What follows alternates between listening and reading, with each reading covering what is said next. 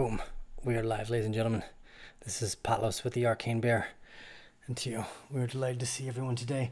We're going to be taking a quick look at Bitcoin's price.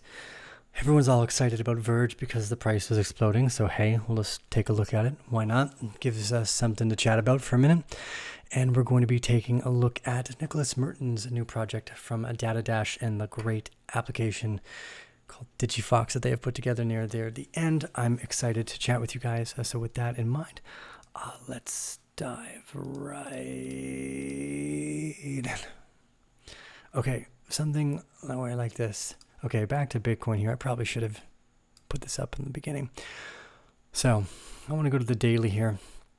We've been watching this nice rising fib channel for the last few months, almost since March here.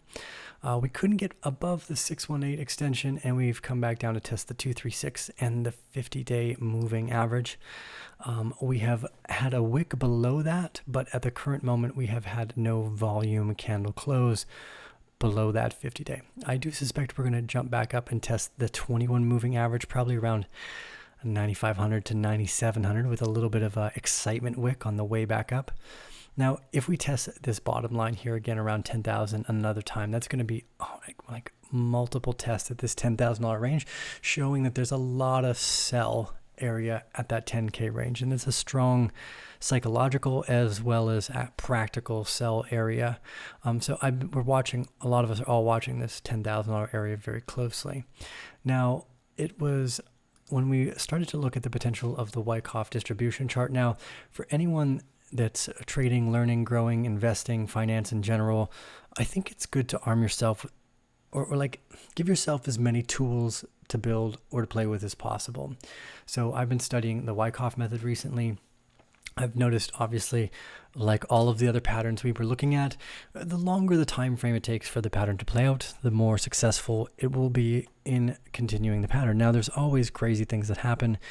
Recently, we saw the S&P 500 breakout of what should have been a very bearish pattern on what should be a very bearish event, being in a pandemic. But just so everyone knows, not financial advice, but if the Fed is going to just continue to print money and buy things, it might just keep going up. So keep that in mind.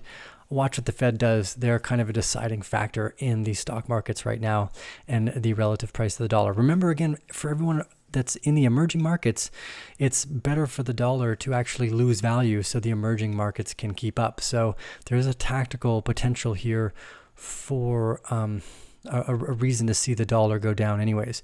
We won't get into the dollar too much. We'll save that actually just for the end of this conversation. But with the Wyckoff distribution model, here we've come down to test the first area of what we had guessed about last week. And when I say guessed, I mean because these models are still new to me, applying them and following them to seeing with what degree of accuracy do we get and then what time frames are they most likely to occur. We had made this Wyckoff distribution model here just back on the 10th, only a few days ago, and we've started to see it looks like it's played out beautifully. Now, a big part of this question is going to be how far do we come up and test this upper layer of support and resistance and this external layer of support and resistance.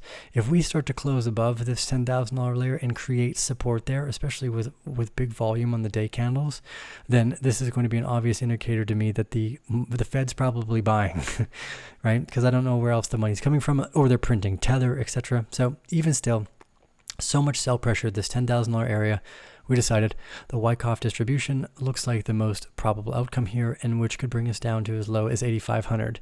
Now this distribution chart could very quickly change, and in phase D, it could actually come back up above here and continue off, which would make this an accumulation area, right? Not a distribution. So in the last parts of the phase of D and E on these charts here, you want to keep a much closer eye, right? Now these can extend and they can kind of bend out, so don't get too caught up in necessarily where each one of these lines are. You can move these right to where they are in different time frames. It's not imperative that the line remains right here. So just be aware that this is like an expanding type of model. So it looks like we're going to continue to receive and retreat back down here. But if we bounce back off 8,700 and continue outwards, again, this would nullify the distribution and turn it into an accumulation phase, right? So again, I think what's most important here is that when you're using these types of patterns and we're making these types of assertions is, well, what are you going to do in the markets? What can you do with this information, right? So I went short at 9,800. I jumped back in at 93.40 because it looked like it was going up, and I had a stop at 93.80. So as we went up and then came back down, it actually triggered my short, and then I rode the short down to around 20 or 92.50, and then re-entered at 92.50 as well. Basically, it was just it's easy to take these short time frame approaches when things are moving. So it's called trend trading. You can do it on the long-term approach here as well, which is actually what I'm going to go over next. So what's the long-term trend? There are two very possible outcomes here. One of them is we go down to around $5,000 to $3,000 and we spend the next few years climbing up. The next option is that we actually realize we've built enough sell support and resistance at the $10,000 layer to continue outwards. And that would be a big move and a big indicator. Either way, the long-term 5-year projection for Bitcoin for me is in the hundreds of thousands of dollars. So as an investor, just always keep investing. Maybe like once a month, once a week, whatever you can afford in your liquid capital, maybe 10% of your revenue that month or whatever, into an asset that you trust, like Bitcoin. Tesla's done really well this year too. But anyways, so how do we utilize this information? That's what we're looking at, really. That's what we always want to try to understand is what does this technical and fundamental analysis give us? Well, as we zoom back into the shorter time frames and we look at the 12-hour, we actually see that we started to drop into at least a temporary downtrend, right? So I can assume that this trend is going to give me probably another 12 hours. So we're going to really find out if this distribution type of phraseology works out in what we've predicted since the 10th. Now, again, what we're trying to do here is learn and then actually action that idea, right? So going long or going short, you can do in a very short period of time. But also what I'm most interested in is when we get to the realization that we are in a long-term new bull trend. So I'll use an example, and this is something I wish I was had known better before. So in my previous trading, it had been options, it had been buying physical assets, which is not really trading, but you're trading with the markets essentially, trading with buyers and sellers. Nonetheless, just a different level of liquidity essentially, right? So when we were back here at around, no, even before this, wow, back when we were around $600, for anyone that's in Costa Rica that's friends with me, you'll remember at $400, I started saying, guys, Bitcoin's going up again. It looks like it's going to test the top of its previous all-time highs. I'm going to get in because I've seen this thing move before. And here it goes, right? So we had actually a lot of warning time between the $200 and like $1,000 area before we started to move into all-time highs. Now, I'm interested in a long-term position which would effectively put us up here, right? It would be like we could have multiple levels of acquiring a breakout, right? So let's say that this $700 is effectively the same as 7,000, and then up here 10,000, right, instead of 1,000. So we'll pretend these are multiples of 10, right? So this would be $12,000. You have multiple times to take a position potentially before you get a real bull market. And the bull market that we've seen in Bitcoin in the past are exponential growth. Well, exponential is the wrong word. Order of magnitude, I think, is right, which maybe that isn't exponential. I don't know, unimportant. But you see a big move in a bull market and then a big decline. We've seen this multiple times in Bitcoin, so there's no reason to think that might not play out again. And that's the road to $100,000 Bitcoin, where we have a multiplicative of 10 at 20,000 and 10 at 100 at 10,000, right? Putting us maybe somewhere between 100 to 200,000 if you saw this a similar move from the 200 to 1,000 range, which would be up a 10 times move, right? So there's still a lot of time, but the question right now is, do we come lower and spend a year or two down here before starting to make that climb? Because starting to take big long positions, it's easier to do when we find a real level of new, like higher highs, higher lows coming in based off this last $10,000. And there's still a shit ton of room on the overhead for the long term for us to get there, because this bull market will take longer. It's going to move slower. Even if we see the same relative highs, it might take 10 years instead of the 2 that it took or the 3 that it took, right? It might take 5 times longer to get 10 times higher. I could probably spend the time to measure that out, but right now I feel that's a very realistic probability. So whether that starts today and we go above 10,000 and start to build now, or it starts a year from now after we've built out a new low at $5,000, I want to make sure we know, and we don't yet know. This trend is not giving us enough viable information when we have so many other correlating side effects, like high levels of volatility in the VIX, which is your volatility index in the United States. Measuring just in general, I think this is a good measure of understanding market sentiment and the sentiment of the traders in the market, right? That's what you're trying to understand. And then these other real big abstractions like new highs in the NASDAQ, and not like much higher than we were in 2019 in what was still the middle of a pandemic globally. So this is very worrying because the markets don't show us the real data that we would hope. And that's again why I think understanding what the Fed is going to be doing is a very important part of this, because if they just keep buying, there's nothing to stop these markets from just keep going up and just go up for more and more time, right? It's a very real potential. And that would bode well for Bitcoin because it would do the same under that heavy type of inflation. So currently I'm watching this Wyckoff distribution model. I think it's a great way to go. If you like this content right now, give us the thumbs up. You already know all this stuff. I probably don't even have to tell you guys, but it does make a difference. So if you want to help us out, just give us a thumbs up. That's all you got to do. But yeah, again, I'm sure you know how YouTube works, right? This. It's like an algorithm game. Anyways, we're going to dive into Verge. Now, the only reason I'm looking at it, I'm not invested in it, first off. I don't own any Verge, okay? I need to make that very clear. I just noticed that what I want to do is kind of take an interest more in your guys' interests. Even if it doesn't align with mine, I'm happy to learn more. It's something I think we'd all be good with doing.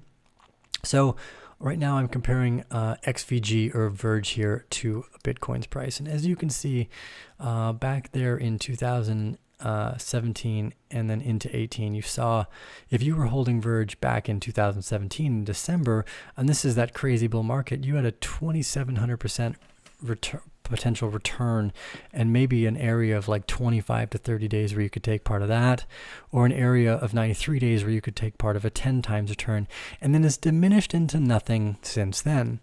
Now, what I think we're seeing here more and more is actually risk on money management algos, as well as a very small industry learning how to play and trade against itself. So Verge has been bouncing along here on the bottom for a very long time. Now I'm just going to look at the technicals and then we'll talk about whatever is Verge, right? It's just because that's a big part of the conversation, as this is not anything I would hold in the long term, but in terms of speculative trading, where are we? Now, there is a big gap all the way up to 164 Satoshis, which would put us twice the price that we're in right now. Now, Verge has already made a run of around 150%. Now, for me, that's a really heavy risk on trade to enter now. It's not something I'd be interested in doing, even if I was going to speculatively trade this. But let's just for fun look at a little bit more of the minutia. And as you can see, there's, again, some big there's some only thin layers holding us up even here. The majority of the buying power has been down around 47 Satoshis in the last little while here, the last month. As again, you can see that here as we add more time frames to the VPR, that the majority of the buying was down here at around 50 Satoshis, right? And in all of time, the last big gap was around 165. So considering we have such a big gap, this is much too much of a risk on trade for me. But let's see for those who might already be in the trade. For some of you that are already in the trade, the hype cycle may very well bring you up to 161 Satoshis. Now, I wouldn't bet on that. So if I entered in anywhere in the 50 Satoshi box range and I was up here, I'd take a profit, but I'd leave some on the table. The only reason being is because I've seen crazy, stupid shit happen in this market before. Excuse me. But it's happened before. And because of that, I'm going to assume that it might happen again. Random things happen. So I would leave whatever initial investment I had made in here and take my profits. Because what happens if all of a sudden, for some reason, something happened, like good happens, and we see a breakup above 180, and then maybe it runs who knows, maybe it runs to 750. Who knows? Could potentially happen. I'm not going to argue against speculation. The hype cycle and speculation is fucking crazy to witness. So now what I've learned is, instead of, if I'm going to enter, it's like a penny stock idea, I'm going to leave a little bit on the table just in case some random event happens, right? I think it's important to do that. Now let's take a look at the fundamental, right? Okay, so we do see accumulation around the 50 Satoshi range. If it came back down here, maybe I would take a small entry just to see that speculation gap fill, right? If I gave myself enough time to watch this here. But in terms of like what Verge is, where it is on the market, again, here in the market cap from CoinGecko, great website, love these guys. Shout out to CoinGecko. This drop down from the 25-cent range into the micro penny range is a big deal, right? That's a lot of market sentiment that was lost, but it's also time to build. This is all hype and speculation, and that's why I say, if I were looking at it, I would look at it just from a focus on what, the trade that's available, and then leave some on the table if I was interested in this for the nonsense, right? So if you have enough money to play around in your portfolio, you can see these nonsensical moments, and then you know that you have about 25 to 35 days to sell on the top of other speculators who are buying into hype. Now, I don't really like doing that because it means you're selling on people that are newbies. So you're basically selling them a lesson of understanding how the markets work. The hype cycle buys in, retail investors climb hand over fist, they drive the price into total nonsensical places, and then all the people who have held a position for a really long time go, oh shit, here's my time, and they start selling and the price drops. Right? The only reason that would change is if there were underlying fundamentals that start to come up over the course of time that make these companies more valuable, such as something like Amazon, right? It's a very big company. They've done a lot of really good work. And over the years, they went from being a company that didn't make a profit, essentially for the first maybe 5 or 10, to being a massive player in multiple industries, right? It's not to say that can't happen. But for me, I'm much too risk adverse to want to think that this is a long-term trade. I would maybe look at speculation, and we might be seeing the start of speculative asset bull runs in this place again based off the hype cycle. I still think we're 2 or 3 years out from actually seeing that, so I'd be very hesitant of just throwing a bunch of money into anything that wasn't Bitcoin unless I saw an immediate trade taking place. Again, let's make that very clear. There is a big difference between investing and trading. I do not know what Verge offers as a digital user-friendly currency, aside from the fact that they can build community. And I know now, more than ever, around the world, if you can build a community, you have a niche, your product will work, right? That's a very, very important thing to understand. And it looks like they've figured that out to some degree or another, so I'm not suspecting that they're going to disappear for some value that it's at. It could be worth a lot. Now, even more exciting, Digifox. This is the new project from Nick Merten, founder and CEO of DataDash, wonderful YouTube channel. They've put together a really cool project here. You can actually invest in them. I'm not getting paid for any of what I'm saying. I really like Nick. I think that he's a brilliant individual, and I believe he's going to be successful with what he builds here, especially based off what I just said about the building of a community being an important part of your product. So check it out. Download the app. You can follow them all around the interwebs if you haven't. You can even invest. There's a minimum of $100 investment. No cryptocurrency, strictly equity investment, which is also good to see as well. I think people often underestimate the value of potential in equity. They are also long shots, but when you get the right grouping of ideas, they can really pay off. So I'll leave the links for all of that in the section down below. Again, not investment advice, but I like when people are good at building community with their product. I think it bodes really, really well. But even if you don't want to invest, go check out the app. Shout out to Nick and DataDash, all the great things they're doing here. I will then also point out that I'm sitting as head of branding, so I just help with like the small things like, maybe we should look at this cool logo. Oh, that one looks great. Yeah. Nick's made my job really easy. It's just to be a helpful eye and building some of the cool abstractions that they're going to get to work on too. I won't say too much because it's not my place yet, but keep an eye on Digifox. I think they're going to do really, really good things. That's my 2 cents. Again, remember to give us those thumbs up. I hope you guys are having a fantastic day. I know we're in the middle of kind of a crisis moment around the world, but this is an opportune time to become extremely inventive, productive, to network, to build, to grow, and really start dreaming about what the next 10 or 20 years are going to look like and what we build out the other side of this thing. So I'm really, really grateful to be a part of this community, the crypto space. And in general, just this kind of eclectic investment side of ideas. We've got some really great guests coming for you guys here in the next podcast. We got Brittany. Oh, hold on. I'm going to have to hang up this call. Brittany Kaiser of Own Your Own Data. And then David Hornick as well, from one of the first kind of venture capitalists in the space. So I'll leave you guys with that. This is Tio with the Arcane Bear. I'm going to sign off. I'm going to take both of those phone calls because I want them. And we'll see you guys again on the other side.